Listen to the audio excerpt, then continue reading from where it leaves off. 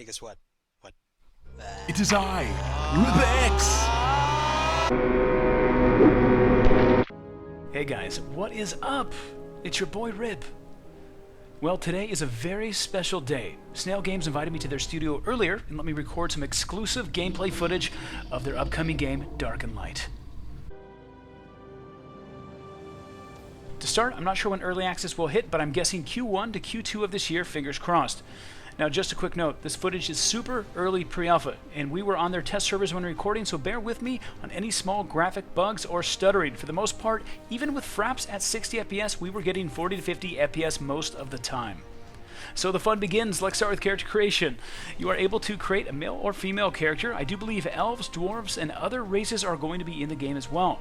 But note, there isn't any core bonuses to racial stats, i.e. dwarves get more strength or elves get more dex. All looks are cosmetic and all characters start off the same. So Carriage Creation is pretty fun. You can spend a lot of time in this and make the perfect character or just hit random a bunch of times and make someone super silly. I think my favorite thing so far is making the character's head super big. You're able to do that as well as just different body parts. You can kind of really just exaggerate certain features.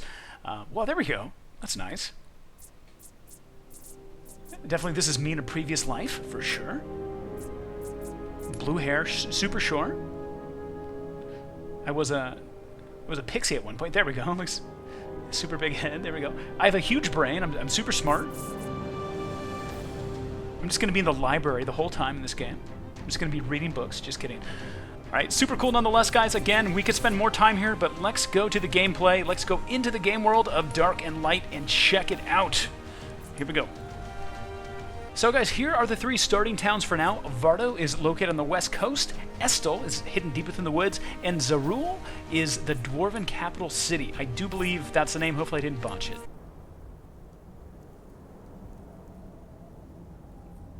So it is nighttime, we have to whisper, or the monsters will come and get us. They'll eat us and kill us in one hit. That's what the devs told me. Shh. So if you can see that thing that's kind of glowing in the atmosphere, that's actually half of a planet. There's a lot of story behind that. It's actually a big part of Dark and Light. I'm not going to get too into the details because I want you guys to find out for yourselves. But again, a lot of lore in this game. And again, there is day and night cycles. I do believe the day and night cycles are an hour. Every hour it changes around that time, something like that. Also, I do have a pixie that is kind of lighting me up. She's my light source. I don't have a torch. The pixie is my best friend at this point in time. Also, a word to the wise. Be careful at nighttime. Creatures are more aggressive. And apparently some rare and legendary creatures come out at night. I'm sure they're out in the day as well, but certain ones come out at night. And again, they're very hard to kill. You need a large group of high-level players to even take one down.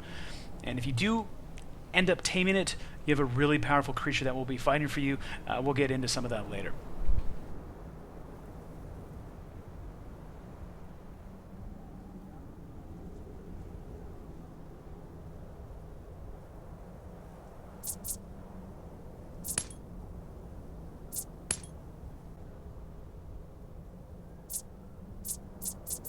So in terms of magic and spells, magic is a very big part of Dark and Light.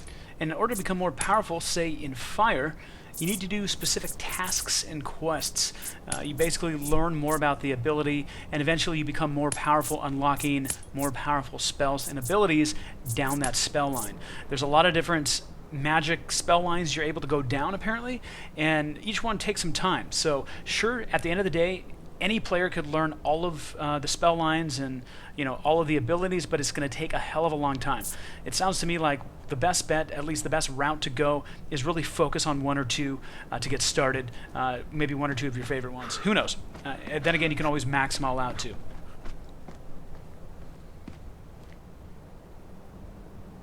For me, I'm a big archer, so I feel like a nice spell line or two, and then archery, maybe even a little bit of melee would be cool as well.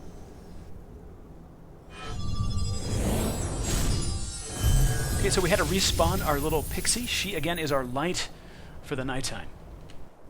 And she does cuddle with me when I get sad. And I get sad a lot. Okay, so the devs were cool enough to build us a little house structure. There is housing in this game. Think of it kind of like Rust. You're able to build a structure pretty much, I believe, anywhere in the game world.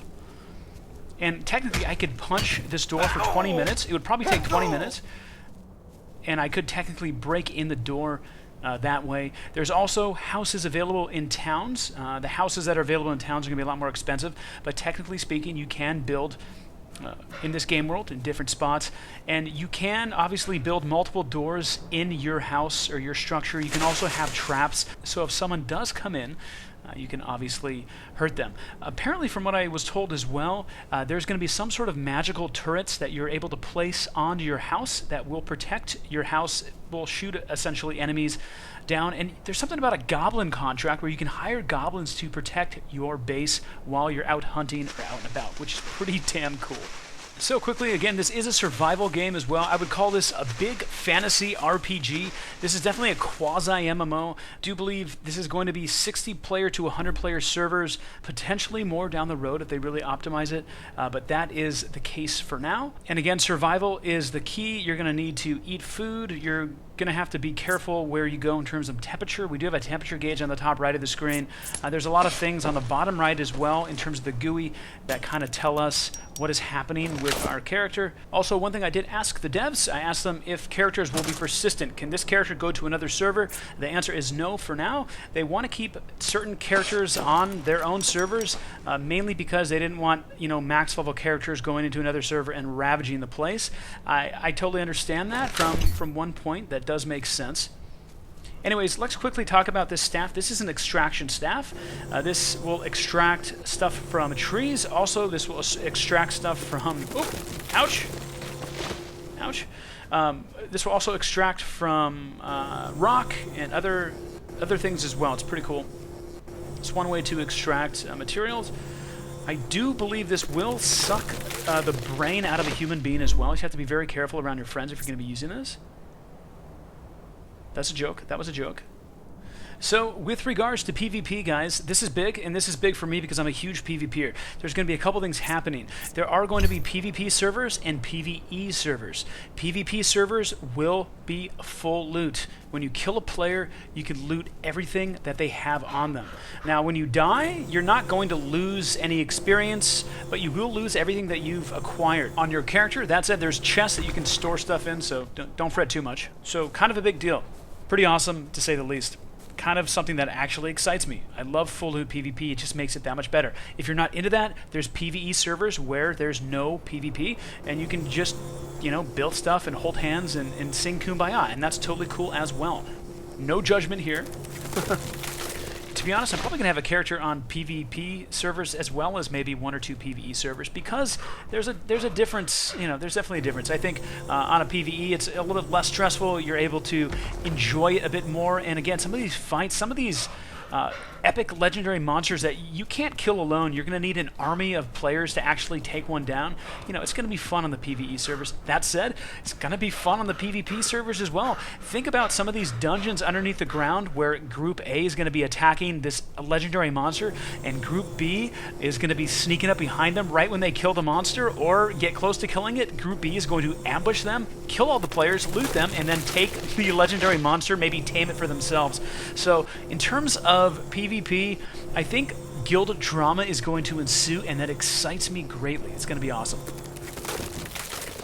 So guys, a bit of good news.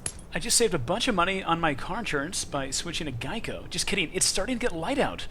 This is huge. I get to show you how beautiful this damn game is. It took just a little bit, but we're getting there. So you can see the sunrise is very close here. Hopefully they have coffee in this game because I'm super tired. Very cool. I don't know what I'm doing. What am I doing? Help? Help! Well, now that it's light, maybe let's take a quick jog to the town. I would love to see what the town is all about here. Let's check it out. Definitely a little bit more pretty in the daytime.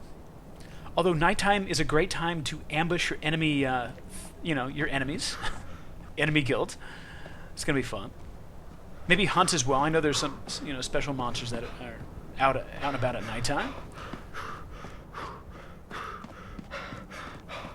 Okay, my dude's way out of shape here. I need to, he needs to stop smoking. I think that's his biggest problem. He's a big smoker.